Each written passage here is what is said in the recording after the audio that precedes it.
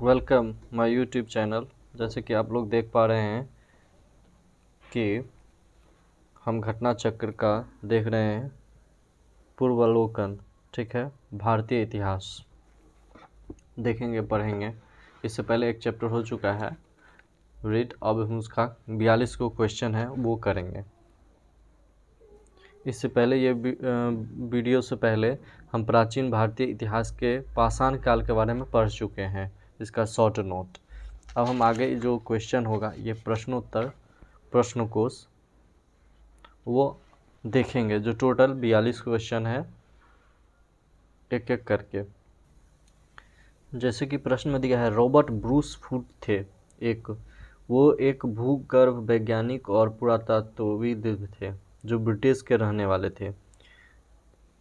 Encyclopaedia Britannica के अनुसार Robert Bruce Foote British भूगर्भ वैज्ञानिक तथा पुरातत्वविद थे। जूलॉजिकल सर्वे से संबंध रॉबर्ट ब्रूस फूट ने 1863 ईस्वी में भारत में पाषाण कालीन बस्तियों के अन्वेषण की शुरुआत की। ठीक है दोस्तों, दूसरा क्वेश्चन देख रहे हैं, कोपेनहेगन संग्रहालय की सामग्री से पाषाण, कांस्य और लौह युग का त्रियुगीय विभाजन किया था। कौन किया था? तो थॉमसन ने, जो डेनमार्क के कोपेनहेगन संग्रहालय में 1818 और 1820 में एक आयोग के रिपोर्ट के अनुसार सामग्री के आधार पर पाषाण, कांस्य और लौह युग का त्रियुगीय विभाजन क्रिश्चियन जर्गेनसन थॉमसन ने किया था। यद्यपि थॉमसन ने 1836 ईस्वी में इसी वर्गीकरण के अनुसार संग्रहालय की वस्तुओं का विवरण प्रकाशित किया था।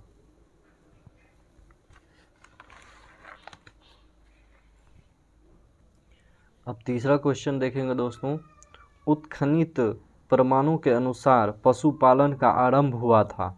तो कब हुआ था? तो मध्य पाषाण काल में हुआ था। मध्य पाषाण काल के अंतिम चरण में पशुपालन के साक्ष्य प्राप्त होने लगते हैं। ऐसे पशुपालन के साक्ष्य भारत में आदमगढ़, जो होशंगाबाद के नाम से जाना जाता है, वो मध्य प्रदेश में है, ये भी याद रखिएगा। जैसे मध्य पाषाणिक प्रसंग में पशुपालन के प्रमाण जहाँ मिले हैं वो स्थान है आदमगढ़, जो होशंगाबाद के नाम से जाना जाता है। यह मध्य प्रदेश में है। मध्य प्रदेश के होशंगाबाद आदमगढ़ में पड़ता है। और एक स्थान और है, वो है बागोर, जो भीलवाड़ा राजस्थान में है। ये याद रखिएगा इसका। अब पांचवा क्वेश्चन देखते हैं, निम्नलिखित में से किस स्थल से हड्डी के उपकरण प्राप्त हुए हैं?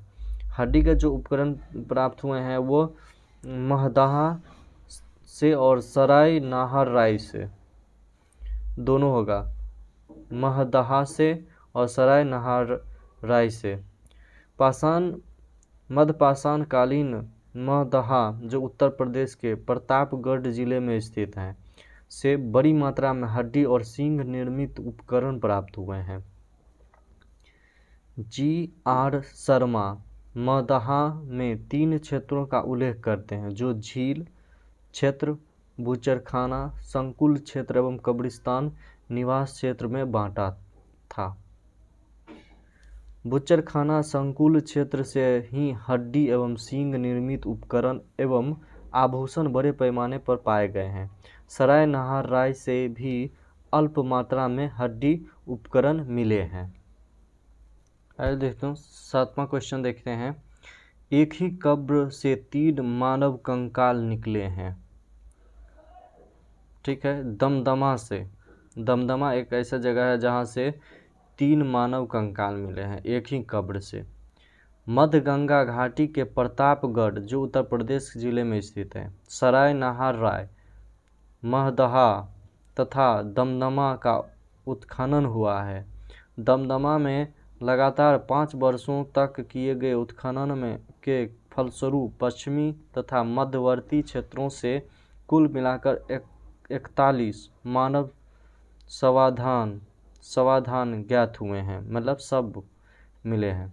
इन सावधानों में से 5 सावधान युग्म सावधान है, मतलब जोड़ा में सब मिले हैं, और एक सावधान में 3 मानव कंकाल का एक साथ दफनाए हुए मिले हैं। शेष सावधानों में एक एक कंकाल मिले हैं, एक एक कंकाल मिले हैं। 8वां क्वेश्चन है, खाद्यान्नों की कृषि सर्वप्रथम प्रारंभ हुई थी। तो नवपाषाण काल में खाद्यान्नों का उत्पादन सर्वप्रथम नवपाषाण काल में हुआ था। यही वह समय है जब मनुष्य कृषि कर्म से परिचित हुए।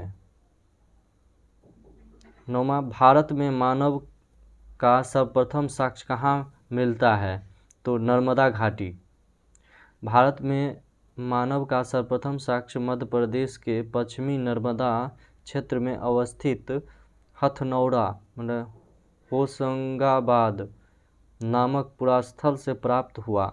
इसकी खोज पुरातत्वविद अरुण सोनकिया द्वारा 5 दिसंबर 1982 में किया था।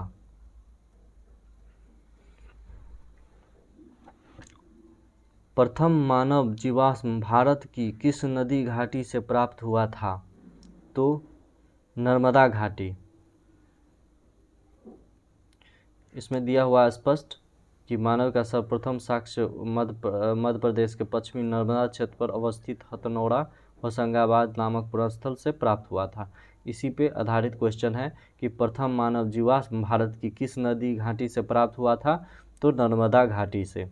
ठीक है, एक ही क्वेश्चन को कितने रूप से घुमा सकता है वो आप देख सकते हैं दोस्तों। उम्मीद करता हूँ कि आप लोगों को ये वीडियो देख के बहुत अच्छा लगेगा। मानव द्वारा सर्वप्रथम प्रयुक्त अनाज था जौ था।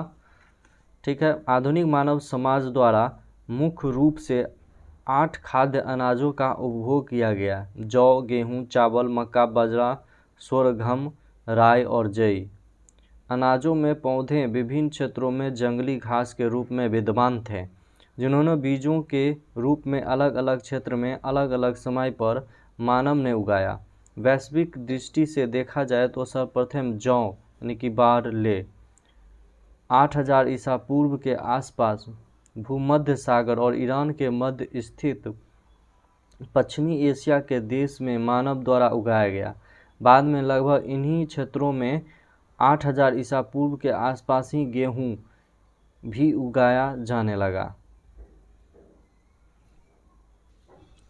9वां क्वेश्चन, भारतीय उपमहाद्वीप में कृषि के प्राचीनतम साक्ष्य प्राप्त हुए हैं। तो लहुरादेव से। नवीनतम खोजों के आधार पर भारतीय उपमहाद्वीप में प्राचीनतम कृषि साक्ष्य वाला स्थल उत्तर प्रदेश के संत कबीर नगर जिले में स्थित लहुरादेव हैं, जहाँ यहाँ से 9000 ईसा पूर्व से 7000 ईसा पूर्व तक के बीच चावल के साक्ष्य प्राप्त हुए हैं।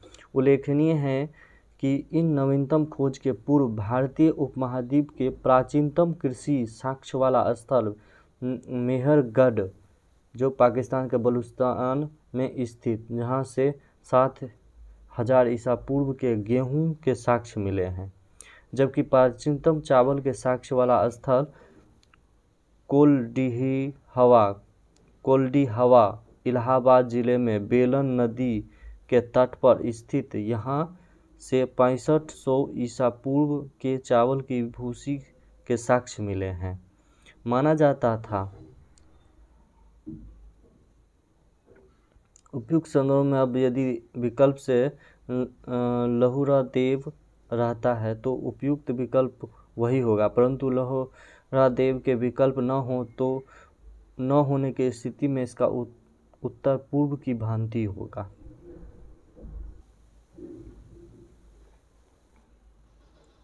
अब 13 नंबर पर देखते हैं दोस्तों, भारतीय उपमहाद्वीप में कृषि के प्राचीनतम साक्ष्य प्राप्त हुए हैं।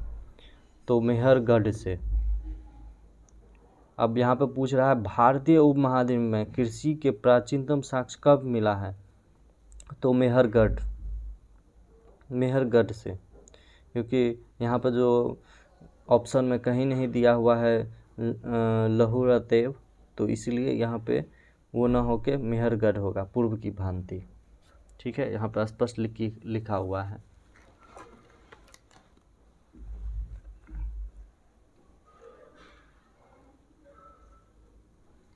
अब दोस्तों 14 नंबर देखते हैं, भारतीय उपमहाद्वीप में कृषि के प्राचीनतम साक्ष्य कहाँ से प्राप्त हुए हैं? तो मेहरगढ़ से। सेम क्वेश्चन है। ठीक है, नवपाषाण युग में भारतीय उपमहाद्वीप के उत्तर पश्चिमी क्षेत्र में निम्नलिखित में से किस स्थान पर कृषि के अभ्युदय के प्रारंभिक प्रमाण प्राप्त हुए हैं? तो मेहरगढ़। यहाँ पे भी कृषि की अभ्युदय मतलब प्रारंभ कब हुआ था? तो मेहरगढ़ से, याद रखिएगा दोस्तों।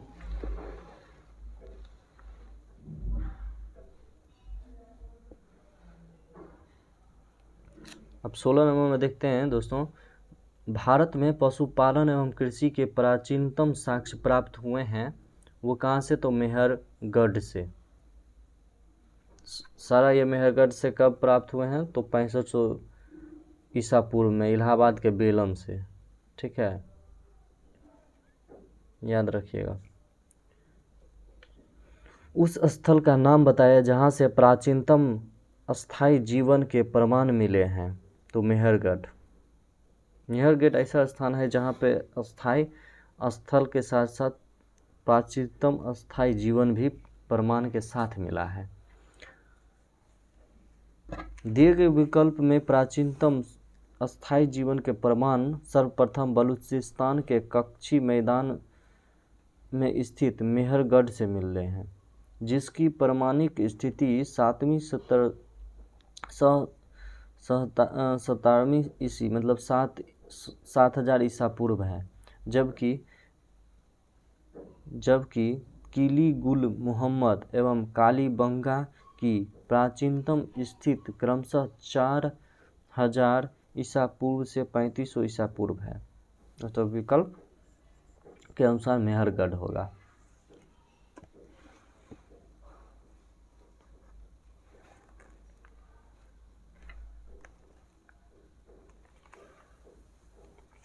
अठारह, निम्नलिखित में से किन स्थानों से मध्यपाषाण काल में पशुपालन के प्रमाण मिलते हैं? तो बागोड़।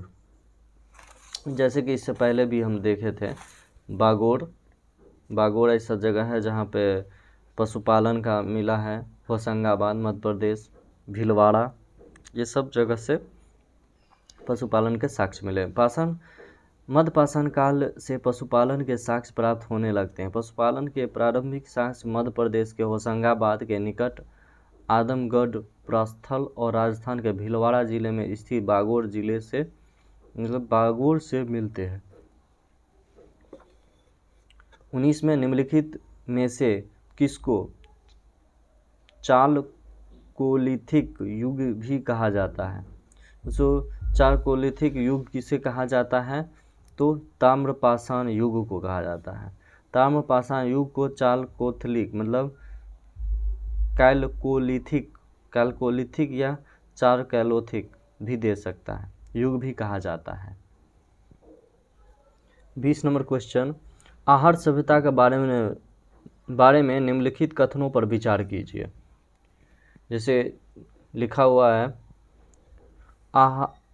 आहारवासी तांबा गलाना जानते थे, ये लोग चावल से परिचित नहीं थे।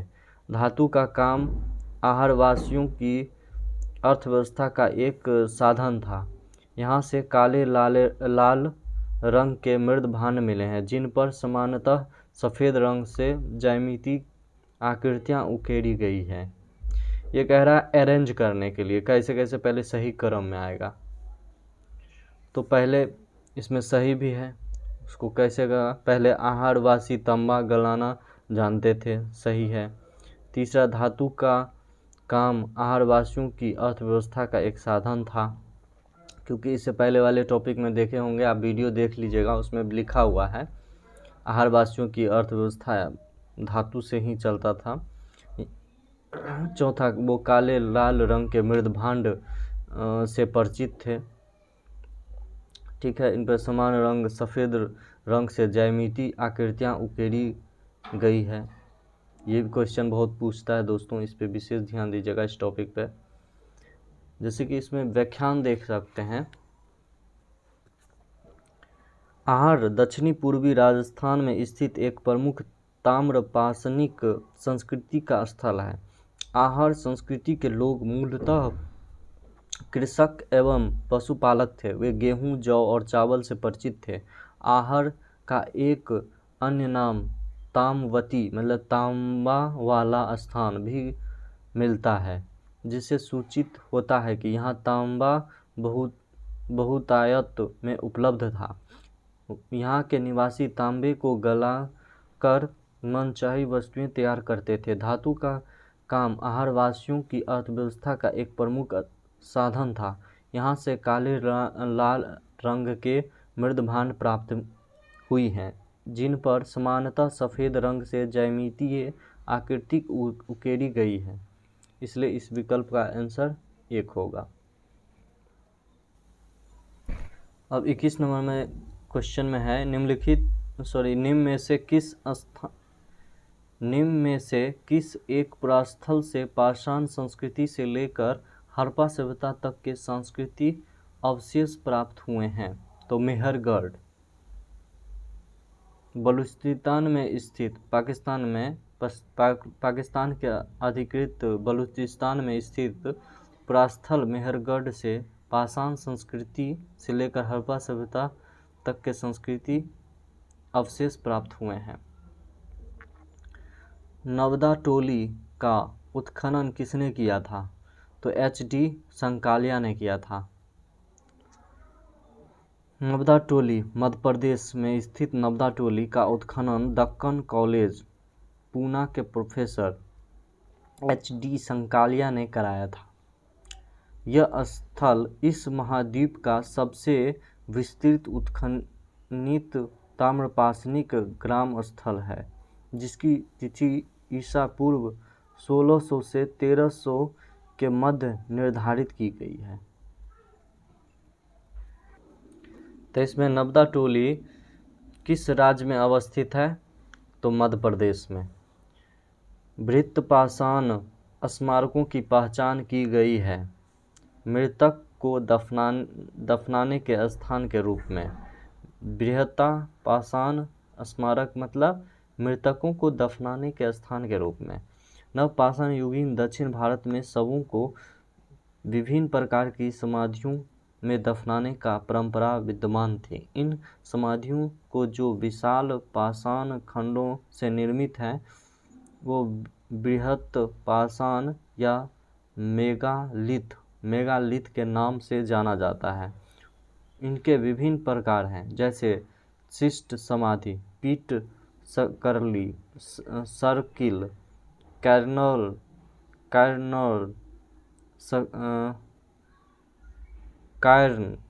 Kieron circle, dolmen, umbrella stone, hood stone, कंदराएं, मेहीर। अब राग का टीला निम्नलिखित किस नवपाषाणिक स्थल से संबंधित है? तो संगनकल्लू से। कर्नाटक में मैसूर के पास वेलारी जनपद में स्थित संगनकल्लू नामक नवपाषाण कालीन पुरास्थल से राग के टीले प्राप्त हुए हैं। भीमबेटका किसके लिए प्रसिद्ध है? तो गुफाओं के शैल चित्र के लिए। मध्य प्रदेश के रायसेन जिले में स्थित भीमबेटका प्रागैतिहासिक शैल चित्रकला का श्रेष्ठ उदाहरण है। इन गुफाओं में जीवन के विविध रंगों को पेंटिंग के रूप में उकेरा गया, जिनमें हाथी, सांभर, हिरण आदि के चित्र हैं। अब तक लगभग 700 शरण स्थलियों की पहचान की जा चुकी है, जिसमें 133 में चित्र पाए गए हैं। 27 में देखते हैं दोस्तों, निम्न में से कौन सा स्थल प्रागैतिहासिक चित्रकला के लिए प्रसिद्ध है? तो भीमबेटका, अभी पढ़े हैं भीमबेटका। 28 में भीमबेटका की गुफाएं कहाँ स्थित है? तो अब्दुल्लागंज रायसेन, अब्दुल्लागंज रायसेन। भारत में किस शिलाश्रय से सर्वाधिक चित्र प्राप्त हुए हैं? तो भीमबेटका। निम्नलिखित में से किस भारतीय पुरातत्ववेत्ता ने पहली बार भीमबेटका गुफा को देखा और इसके शैलचित्रों के प्रागैतिहासिक महत्व को खोजा? तो V.S. वांकर। मध्य प्रदेश के रायसेन या अब्दुल्लागंज जिले में स्थित भीमबेटका प्रागैतिहासिक शैल चित्रकला का श्रेष्ठ उदाहरण। इसकी खोज वर्ष 1957 में V.S. वांकर ने की थी। यूनेस्को ने भीमबेटका शैल चित्रों को विश्व विरासत सूची में शामिल किया है। अब फिर यहाँ पे क्वेश्चन आया है, भीमबेटका को किसने खोजा था? तो हम लोग क्या पढ़े थे? विष्णुधर वांकनकर, ठीक है, जिसको शॉर्ट में V.S. वांकनकर होता है, ठीक है। 32 में है गैरिक मृदभांड पात्र, उसको OCP का नामकरण हुआ था, तो हस्तिनापुर में। गैरिक मृदभांड पात्र का नामकरण हुआ था हस्तिनापुर में। दोस्तों गैरी मृदभांड का जो है इसका उल्लेख देख लेते हैं थोड़ा। गंगा यमुना द्वाब की सांस्कृतिक परंपरा संभवतः उस संस्कृति के साथ शुरू होती है जिससे अपने अत्यंत विशिष्ट मृदभांड के नमूने के कारण गेरुवर्णी गैरिक मृदभांड संस्कृति OCP कहा गया। B.B. लाल ने वर्ष 1951 में हस्तिनापुर में सर्वप्रथम गैरिक मृदभांड प्राप्त किया था और वहीं इसका नामकरण हुआ। 33 में देखते हैं दोस्तों क्वेश्चन में, 33 नंबर क्वेश्चन में,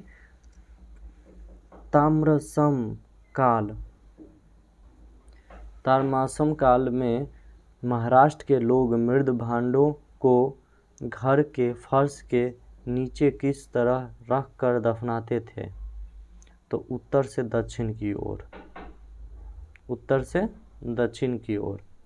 महाराष्ट्र के ताम्रपाषाण कालीन संस्कृति, जिसको जौड़वे संस्कृति के नाम से भी जाना जाता है, कि जौड़वे संस्कृति के नेवासा, दैमाबाद, कौटे, चंदोली, इनामगांव आदि पुरास्थलों में घरों से मृतकों के अस्थि कलश में रखकर उत्तर से दक्षिण स्थिति में घरों के फर्श के नीचे दफनाए जाने के साक्ष्य मिलते हैं। कब्र में मिट्टी की हंडियां और तांबे की कुछ वस्तुएं भी रखी जाती थी। 34 में देखते हैं दोस्तों, निम्नलिखित में से किस स्थल से मानव कंकाल के साथ कुत्ते का कंकाल भी समाधान मतलब सब के स्थान समाधान से प्राप्त हुए हैं? तो बुर्जहोम। जम्मू एंड कश्मीर में श्रीनगर के निकट उत्तर पश्चिम में स्थित बुर्जहोम से नवपाषाणिक अवस्था में मानव कंकाल के साथ कुत्ते का कंकाल भी समाधान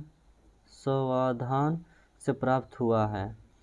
गर्तावास मतलब गड्ढों वाले घर भी यहाँ की प्रमुख विशेषता है। 35 नंबर क्वेश्चन में देखते हैं दोस्तों, निम्नलिखित में से किस स्थान पर मानव के साथ कुत्ते को दफनाए जाने के साक्ष्य मिलते हैं? तो बुर्जहोम, अभी ऊपर में पढ़े थे। गर्तावास के साक्ष्य प्राप्त हुए हैं कहाँ? तो बुर्जहोम से। इससे पहले यहाँ हम डिस्कस कर चुके हैं क्वेश्चन नंबर 34 में, देख लीजिएगा। अब 37 नंबर में है दोस्तों, युग्मों पर विचार करने के लिए कह रहा है। ठीक है दोस्तों, कि ऐतिहासिक स्थान दे दिया और ख्याति का कारण भी दे दिया है, क्या क्या कारण है।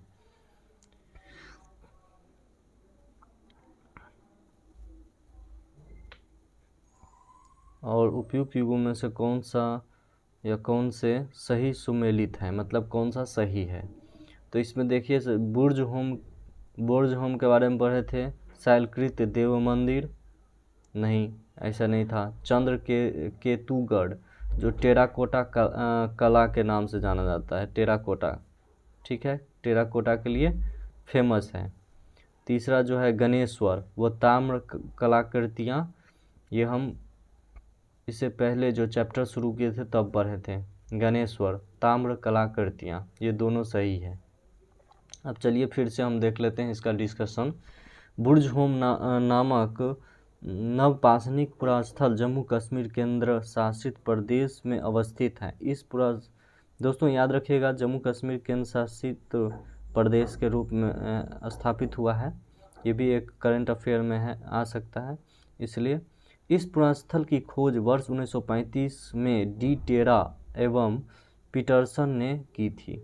इस पुरास्थल से गर्तावास के साक्ष्यों की प्राप्ति हुई है। चंद्रकेतुगढ़ पश्चिम बंगाल प्रांत में स्थित एक प्रमुख ऐतिहासिक पुरातात्विक पुरास्थल है, जो विद्याधरी नदी के तट पर अवस्थित है। यहाँ से ऐतिहासिक काल के टेराकोटा कला के कई उदाहरण प्राप्त हुए हैं, जो तत्कालीन शिल्प कौशल की एक असामान्य विशेषता प्रदर्शित करता है। गणेश्वर राजस्थान प्रांत में स्थित एक प्रमुख ताम्रपाषाणिक पुरास्थल है। इस पुरास्थल की खोज राजस्थान विश्वविद्यालय के पुरातात्विक विभाग के प्रोफेसर रतन चंद्र अग्रवाल ने की थी। इस पुरास्थल से दोहरी पेंचदार सिरे वाली ताम्र वानाग्रम मछली पकड़ने का कांटा तथा विभिन्न प्रकार के मृद भांड प्राप्त हुए हैं।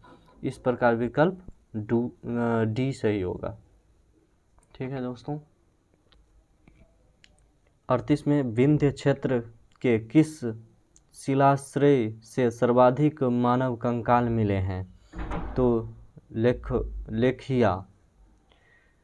इसका डिस्कशन देखते हैं। Doctor JN. पांडेय की पुस्तक पुरातत्व विमर्श के अनुसार विंध्य क्षेत्र के लेखिया के शिलाश्रय संख्या 1 से मध्यपाषाणिक लघु पाषाण उपकरणों के अतिरिक्त 17 मानव कंकाल प्राप्त हुए हैं, जिनमें से कुछ सुरक्षित हालत में हैं तथा अधिकांश क्षत विक्षत अवस्था में प्राप्त हुए हैं। अमेरिका के ओरेगोन विश्वविद्यालय के जॉन आर लुकास के अनुसार लेखिया में कुल 27 मानव कंकालों की अस्थियां मिली हैं। 39 में देखें, नीचे 2 कथन दिए गए हैं। एक को अभिकथन ए और दूसरे को कारण आर कहा गया है। अभिकथन में देखते हैं ए, विंध्य क्षेत्र के पाषाण युगीन लोगों ने नूतन भूतल काल के अंत में गंगा घाटी में प्रव्रजन किया। अब कारण आर में देखेंगे, जलवायु परिवर्तन के कारण इस काल में शुष्कता का चरण था। तो क्या था, दोनों सही है, ए ऑप्शन आएगा। ए और आर दोनों सही है और आर जो है ए का सही व्याख्यान करता है। जी.आर. शर्मा ने सराय नाहर राय में खुदाई के बाद यह अवधारणा दी कि नूतन भूतल काल के अंत में सूखे के कारण विंध्यन क्षेत्र में भोजन की कमी के कारण लोगों ने गंगा घाटी क्षेत्र में प्रवास किया था। 40 नंबर क्वेश्चन में देखेंगे, भारतीय सर्वेक्षण निम्नलिखित विभागों और मंत्रालयों में से किसका संलग्न कार्यालय है? तो संस्कृति। भारतीय पुरातत्व सर्वेक्षण यानी कि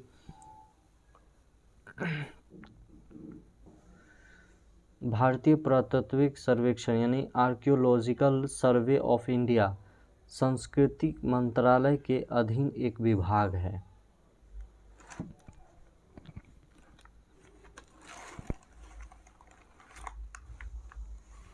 अब दोस्तों देखते हैं 41 नंबर क्वेश्चन। भारतीय पुरातत्व का जनक किसे कहा जाता है? तो अलेक्जेंडर कनिंघम को। अलेक्जेंडर कनिंघम 1814 से 1893 ईस्वी तक इनका रहा, को एक ब्रिटिश सेना अधिकारी के रूप में बंगाल इंजीनियर्स के साथ काम करने के लिए तैनात किया गया था। उन्हें ही भारतीय पुरातत्व के जनक के रूप में जाना जाता है। 42वें क्वेश्चन में राष्ट्रीय मानव संग्रहालय कहाँ पर है? तो भोपाल में है। राष्ट्रीय मानव संग्रहालय जिसका नाम बदलकर इंदिरा गांधी राष्ट्रीय मानव संग्रहालय कर दिया गया है, वो भोपाल, मध्य प्रदेश के भोपाल में स्थित है। यह भारत सरकार के संस्कृति विभाग के अंतर्गत स्वायत्तशासी संगठन है। दोस्तों 42 क्वेश्चन का हम डिस्कशन कर चुके हैं पहला चैप्टर का, और नेक्स्ट चैप्टर जो देखेंगे वो है आपको सैंधव सभ्यता और एवं संस्कृति। उम्मीद करता हूँ कि आपको ये वीडियो बहुत अच्छा लगा होगा, तो हमारे चैनल को लाइक करें, सब्सक्राइब करें और ज़्यादा से ज़्यादा शेयर करें। वीडियो देखने के लिए बहुत बहुत धन्यवाद।